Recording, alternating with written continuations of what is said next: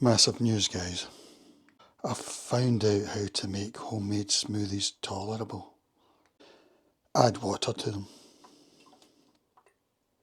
I think professional smoothies use apple juice usually as a carrier, or other fruit juices, but if you've not got anything else, just use water.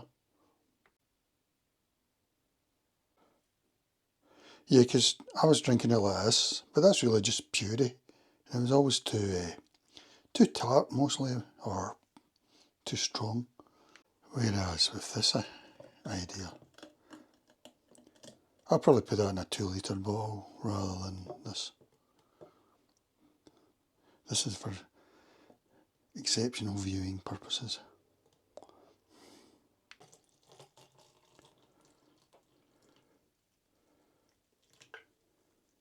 It's thinner than a smoothie. I mean, maybe you should make it like half and half for a smoothie, but for me, it's a really nice drink.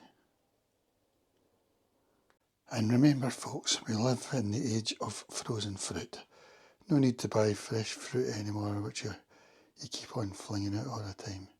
No, you can have this in your freezer for months. Alright guys, time for the thumbnail shot. And remember, the thumbnail is everything.